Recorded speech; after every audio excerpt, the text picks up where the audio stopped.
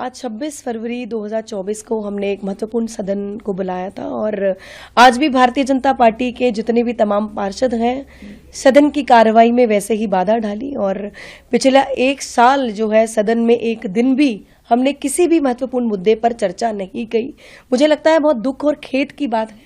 दिल्ली की जनता के कामों के जो हम महत्वपूर्ण प्रस्ताव लाते हैं उस पर चर्चा होनी बहुत जरूरी है और कहीं ना कहीं भारतीय जनता पार्टी के पार्षदों को ये चीज समझनी होगी। जनता ने उम्मीदों के साथ चुना है, जनप्रतिनिधि हैं और जवाबदेही बनती है, जिम्मेदारी बनती है जनता के कामों की। और सदन में की कार्रवाई में खलल डालना, प्राइवेट माइक लाना, मेजों पर खड़े होना और शोर शराबा करना कहीं ना कहीं सदन की मर्यादा में खलल डालने वाली बात है। पर उसी शोर शराबे में हमने जितने भी आज प्रस्ताव रखे उनको पास किया और कुछ 7-8 प्रस्ताव ऐसे रहे जिनको हमने पोस्टपोन किया। आज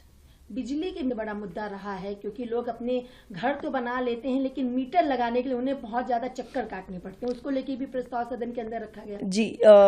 दिल्ली की जनता एक बहुत बड़ी समस्या से जूझ रही है और जब से आम आदमी पार्टी की सरकार नगर निगम में आई है ऐसे लाखों केस सुनने में आए हैं कि जब प्रॉपर्टी बन जाती है और स्पेशली अनऑथराइज कॉलोनी हो या अनऑथराइज कंस्ट्रक्शन की बात हो, जब एमसीडी के बिल्डिंग डिपार्टमेंट द्वारा उस प्रॉपर्टी को बुक कर दिया जाता है तो बिजली के मीटर लगने में बहुत बड़ी एक जद्दोजहद जो है उस प्रॉपर्टी के मालिक को उस लड़ाई से लड़ना पड़ता है। कभी बिजली दफ्तर के चक्कर लगाता है, कभी एमसीडी के दफ्तर चक्कर लगाता है, कभी जनप्रतिनिधि के पास चक्कर लगाता है। और सबसे बड़ी जो मांग रहती है बिजली के डिपार्टमेंट की कि जब बिजली का कनेक्शन अप्लाई किया जाता है तो एक एमसीडी के बिल्डिंग डिपार्टमेंट से एक एनओसी जो है मिलती है। उस एनओसी को मिलने में, जब बुक प्रॉपर्टी पे एनओसी मिलने में बहुत बड़ी परेशानी है और कहीं ना कहीं जब वो एनओसी नहीं मिल पाती तो ये करप्शन को बढ़ावा दिया जाता है और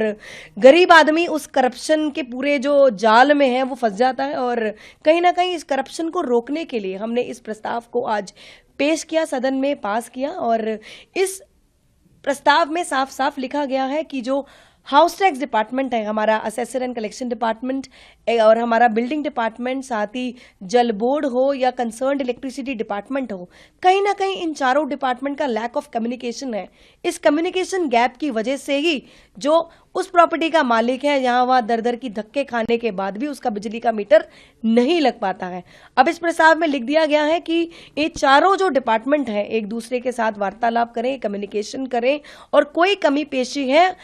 क्लैरिटी से उस प्रॉपर्टी ओनर को बताएं ताकि वो सारी फॉर्मेलिटीज को पूरा करके अपना बिजली का मीटर लगा पाए। एक अंतिम सवाल, आचार संहिता लोकसभा चुनाव है तो अगला महीने का यानी मार्च का बजट कब पेश करेगी एमसीडी, वो सदन कब चलाएगी? देखिए, लोकसभा चुनाव बिल्कुल आने को हैं और जल्द ही कोड ऑफ कंडक्ट और आचार संहिता लगने वाली है और हम नहीं चाहते कि नगर निगम की कार्रवाई और काम में बाधा हो और इसीलिए मार्च महीने का जो सदन होगा मार्च के पहले हफ्ते में ही बुलाने वाले हैं कि जो हमारे रुके हुए काम है वो आचार संहिता की वजह से 2-3 महीने और रुक ना जाए। और पहले ही स्टैंडिंग कमेटी का गठन नहीं है, बड़े प्रोजेक्ट रुके हुए हैं और जो जो काम स्टैंडिंग कमेटी के बिना भी हो सकते हैं उन सभी प्रस्तावों को मार्च के महीने में भी हम पेश करके जल्द ही दिल्ली की जनता के कामों के प्रस्तावों को पास करेंगे।